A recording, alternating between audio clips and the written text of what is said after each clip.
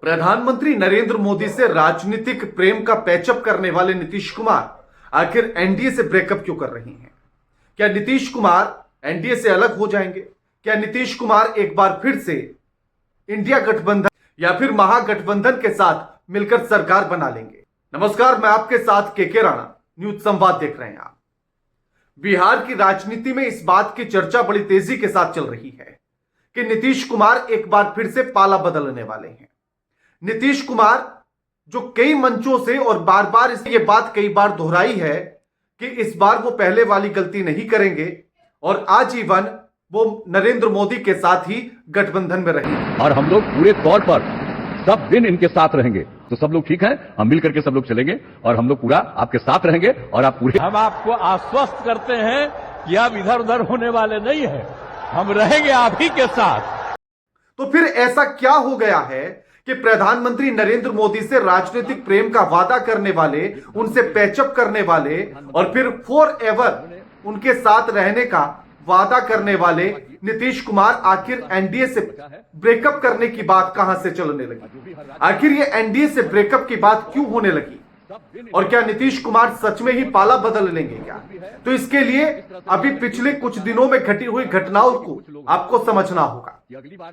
सबसे पहले तो यह कि नीतीश कुमार प्रगति यात्रा निकाल रहे हैं और जिसकी शुरुआत वो पश्चिम चंपारण से होती है और जो उस जिले को 781 करोड़ की योजनाएं भी देते हैं, साथ ही गन्ना किसानों के लिए सौगात देते हैं और 20 रुपए दाम उस पर गन्ने पर बढ़ा देते हैं। साथ ही जो यूपी से सटे हुए इलाके हैं वहां भी स्कूल कॉलेज खोलने की बात वो कर देते हैं। आखिर यानी कि प्रगति यात्रा के साथ साथ प्रदेश की प्रगति भी चल पड़ती है। लेकिन इसी के साथ एक बयान और सामने आता है, वो 3 बयान जो नीतीश कुमार को यह सोचने पर मजबूर कर देते हैं कि क्या उन्हें एनडीए में रहना चाहिए या नहीं रहना चाहिए। पहला बयान अमित शाह का, जब अमित शाह ये कहते हैं कि बिहार का आखिर मुख्यमंत्री कौन होगा यह तो संसदीय बोर्ड ही तय करेगी, यानी कि फॉर्मूला महाराष्ट्र वाला अपनाते हुए नजर आ रहे थे जैसे महाराष्ट्र में कहा गया था। दूसरा बयान बिहार के ही उप मुख्यमंत्री विजय सिन्हा का, जो अटल बिहारी वाजपेयी की जयंती के मौके पर यह कहते हैं कि जब बिहार में बीजेपी की सरकार बनेगी तब अटल बिहारी वाजपेयी जी को सच्ची श्रद्धांजलि दी जाएगी। यह दूसरा पॉइंट था जब नीतीश कुमार के दिमाग में बहुत कुछ चलने लगता है। और तीसरा मौका जब गिरिराज सिंह एक बयान देते हैं और वो कहते हैं कि नीतीश कुमार को तो अब भारत रत्न दे देना चाहिए। तो कहीं ऐसा तो नहीं कि सैन्य सम्मान उनकी भेंट चढ़ाकर राजनीति के लिए रास्ता साफ किया जा रहा हो? और ये वो 3 बयान है जिसके बाद इनको लेकर कयास लगाए जाने लगे कि नीतीश कुमार अब पाला बदलेंगे। अब नीतीश कुमार के मन में भी आखिर शंका पैदा क्यों न हो। 24 दिसंबर को जहां इस बात का ऐलान किया जाता है कि बिहार में नीतीश कुमार के नेतृत्व में ही जो है चुनाव लड़ा जाएगा, मुख्यमंत्री का चेहरा नीतीश कुमार ही होंगे। याद कीजिएगा, महाराष्ट्र में भी बीजेपी ने ऐसा ही कहा था कि एकनाथ शिंदे के नेतृत्व में ही चुनाव लड़ा जाएगा, यानी कि मुख्यमंत्री चेहरा एकनाथ शिंदे होंगे। लेकिन जैसे ही चुनाव शुरू होता है और चुनाव के एक फेज गुजर जाता है जब मतदान का, तो उसके बाद फिर अमित शाह ये कहते हैं कि ये तो बैठक में तय होगा, तीनों दल बैठकर ये तय करेंगे कि आखिर मुख्यमंत्री कौन होगा। और वहीं से पूरा खेल महाराष्ट्र का बदल जाता है और कैसे एकनाथ शिंदे के नीचे से मुख्यमंत्री की कुर्सी छीन ली जाती है ये सबने देखा है। लेकिन उसी के बाद फिर 25 दिसंबर को, यानी कि अटल बिहारी वाजपेयी जी की जयंती के मौके पर विजय सिन्हा जो उप मुख्यमंत्री हैं बिहार के, उनका बयान आ जाता है और वो कहते हैं कि अटल बिहारी वाजपेयी जी को सच्ची श्रद्धांजलि तो वही होगी जब बिहार में बीजेपी की सरकार बनेगी। यानी कि अभी गठबंधन की सरकार को वो या तो बीजेपी की सरकार नहीं मान रहे बीजेपी के लोग, या फिर जब तक बीजेपी का मुख्यमंत्री काबिज नहीं हो जाता तब तक बिहार में बीजेपी की सरकार को नहीं माना जाएगा। यानी कि नीतीश कुमार को हटाने का ये प्लान तो नहीं है।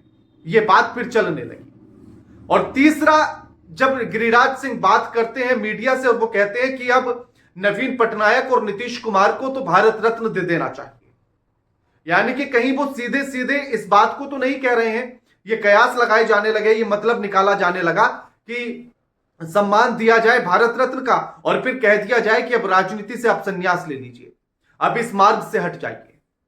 क्योंकि इस बात को तो बीजेपी और बीजेपी के नेता भी बखूबी जानते हैं कि जब तक बिहार में नीतीश कुमार हैं तब तक बीजेपी के किसी भी नेता का बिहार का मुख्यमंत्री बनना आसान नहीं है। यानी कि नीतीश कुमार को जब तक सप्रेम सम्मान के साथ साइड नहीं किया जाएगा तब तक बिहार में बीजेपी का मुख्यमंत्री बनना भी आसान नहीं होगा। ऐसी ही बातें जेडीयू के भीतर से भी आती हैं, क्योंकि नीतीश कुमार के बाद जो सेकंड लाइन है नेताओं की, वो भी यही जानते हैं कि जब तक नीतीश कुमार साइड नहीं होंगे तब तक उनका नंबर बिहार का मुख्यमंत्री बनने में नहीं आएगा। इसीलिए जेडीयू के भीतर से भी यह मांग उठती है। और इसी के साथ फिर अमित शाह का भी एक बयान आ जाता है और वो कहते हैं कि बिहार का मुख्यमंत्री कौन होगा यह तो बैठक में, मीटिंग में ही तय होगा कि कौन बिहार का मुख्यमंत्री बनेगा। यानी कि बात महाराष्ट्र जैसी होने लगी। तो ऐसे में आखिर नीतीश कुमार को क्यों ना शंका पैदा हो, नीतीश कुमार खामोशी क्यों ना इख्तियार कर ले, क्योंकि नीतीश कुमार जब जब पाला बदलते हैं तो याद कीजिएगा इसी तरह से खामोश हो जाते हैं। नीतीश कुमार जब जब पाला बदलते हैं तो याद कीजिएगा कि वो इसी तरह से चुप हो जाते हैं, शांत हो जाते हैं और कुछ नहीं बोलते हैं, उनकी कोई प्रतिक्रिया सामने नहीं आती। बस फिर लास्ट में एक प्रतिक्रिया सामने आती है और जिसमें सत्ता का परिवर्तन साफ साफ नजर आता है। गठबंधन बदल जाते हैं, सत्ता बदल जाती है, मुख्यमंत्री भले ही नीतीश कुमार रहे।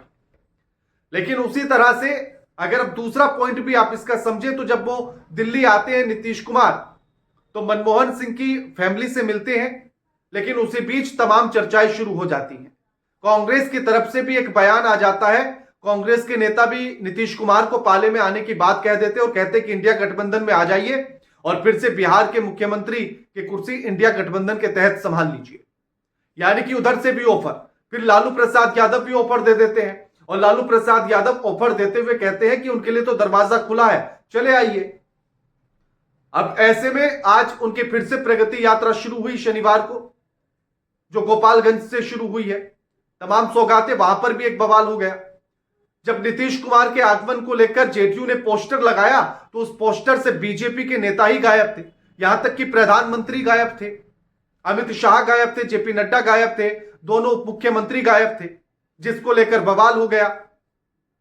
और बाद में खैर खाना पूर्ति करने के लिए फोटो लाकर लगाए गए बाकी नेताओं के भी।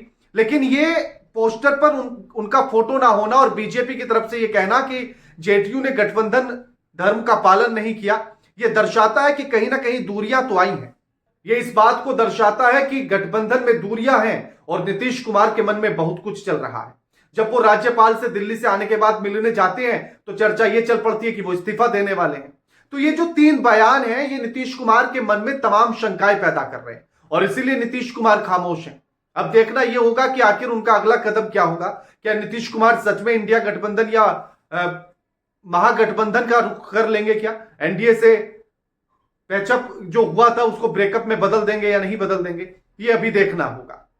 बाकी आप क्या समझते हैं कि नीतीश कुमार का जो अभी का रुख है उसको आप किस तरह से देख रहे हैं? क्या वो फिर से पाला बदलने वाले हैं या नहीं बदलने वाले हैं? कमेंट करके जरूर बताइए। वीडियो को लाइक कीजिए, शेयर कीजिए और चैनल को सब्सक्राइब करना मत भूलिएगा। नमस्कार।